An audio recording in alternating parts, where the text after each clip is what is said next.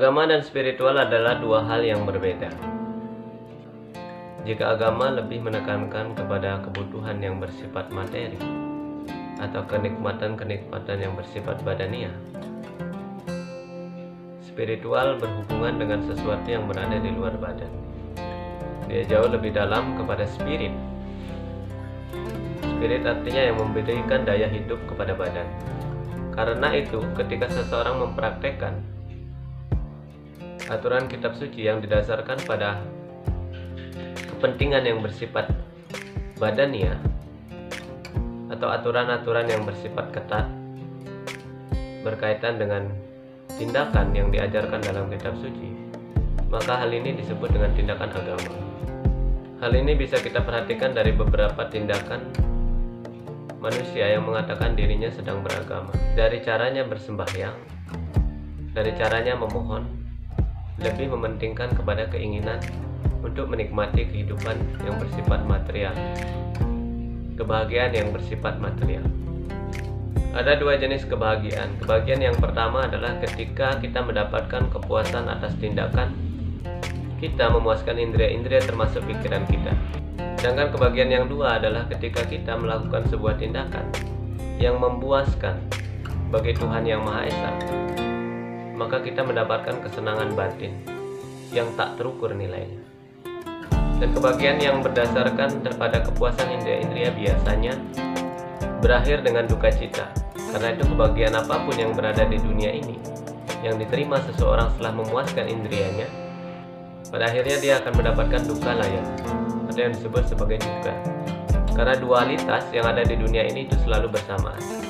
Saat kita sekarang bahagia, nanti kemudian hari atau dalam waktu yang berdekatan pasti penderitaan akan datang. Itu sifat kebahagiaan yang berhubungan dengan badan. Sedangkan kebahagiaan yang bersifat rohani atau kebahagiaan yang berhubungan dengan Tuhan secara langsung, itu membuat seorang mendapatkan kebahagiaan yang bersifat kekal. Artinya, dengan sekali saja seseorang mendapatkan kebahagiaan ini, dia mempunyai kualifikasi untuk kembali kepada tempat rohani Tuhan. Inilah yang disebut sebagai kebahagiaan rohani. Dan kebahagiaan ini didapatkan berdasarkan cara seseorang bertindak dalam kehidupan. Kalau ia bertindak ingin mendapatkan kebahagiaan yang bersifat materi atau tidak kekal, biasanya dia berusaha untuk memuaskan apa yang menjadi dorongan pikirannya. Sedangkan kebahagiaan yang bersifat kekal atau rohani, biasanya tindakannya berdasarkan atas kepuasan Tuhan Yang Maha Esa. Karena itu kita bisa lihat bagaimana cara seseorang mempraktekkan kehidupan keagamaan dan kehidupan spiritual ini sangat berbeda. Agama juga memberikan batasan kepada setiap orang. Batasan berdasarkan KTP, batasan seseorang untuk mempelajari sebuah kitab suci, batasan seseorang untuk bersembahyang di tempat tertentu. Ini adalah bagian-bagian dari konsep keagamaan. Agama yang satu tidak memperbolehkan orang lain untuk sembahyang di tempat yang lain, di tempat agama yang lainnya. Agama yang satu tidak memperbolehkan umatnya untuk mempelajari kitab suci yang lainnya. Inilah cara-cara kehidupan beragama. Namun kehidupan spiritual membebaskan seseorang untuk memilih jalan tertentu. Yang terpenting jalan itu bertujuan bagaimana Tuhan merasa puas. Karena setiap tindakan orang spiritualis biasanya hanya semata-mata memuaskan Tuhan. Karena itu mereka mempunyai kebebasan.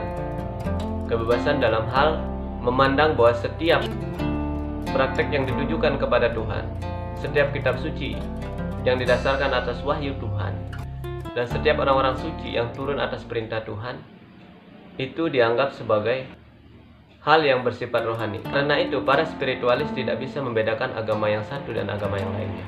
Yang mereka temukan adalah persamaan. Persamaan di mana Tuhan dipuja, di mana kitab suci Tuhan dipelajari, di mana praktek-praktek spiritual diajarkan, adalah tempat yang baik bagi para spiritualis. Sedangkan agama tidak melakukan hal demikian. Agama membatasi seseorang. Mereka harus bersembahyang menurut aturan tertentu. Mereka harus membaca kitab suci sesuai dengan kitab suci yang ada di dalam KTP-nya. Karena itu inilah yang menjadi sebuah dorongan Bagaimana para pengikut agama berubah menjadi orang-orang yang fanatik, berlogika sempit, dan meyakini sesuatu secara buta. Menganggap ajaran agama lain belum tentu benar. Menganggap kitab suci orang lain adalah kitab suci yang salah. Menganggap utusan-utusan Tuhan yang diagungkan di agama lain adalah merupakan utusan yang tidak berkualifikasi seperti di agama mereka. Setiap agama meyakini bahwa agamanya yang paling baik dan agama yang lain ini kurang baik. Karena itu terjadi selisih paham di antara mereka. Karena itu wajar kenapa kemudian agama menjadi salah satu pemicu terjadinya konflik di masyarakat, bahkan peperangan di sebuah negara. Karena agama sendiri telah membuat perbedaan di antara satu orang dengan orang lain. Namun ketika kita memandang lebih jauh, lebih dalam tentang apa yang disampaikan dalam kitab suci, sebaiknya kita bertindak secara spiritualis. Artinya bertindak semata-mata apa yang menjadi kepentingan dalam kitab suci. Dan kitab suci, semua yang diwahyukan pada dasarnya mengajarkan aspek spiritualis. Artinya bahwa Tuhan di sana mengajarkan bagaimana mencintai sesama makhluk, toleransi sesama makhluk, memberikan kebebasan semua makhluk bagaimana caranya menyayangi Tuhan, dan berusaha sebaik mungkin menjalankan perintah-perintah Tuhan. Inilah aspek spiritual yang ada di dalam kitab suci. Namun ketika kita mengambil aspek sempitnya, maka agama-agama inilah yang kemudian berkembang.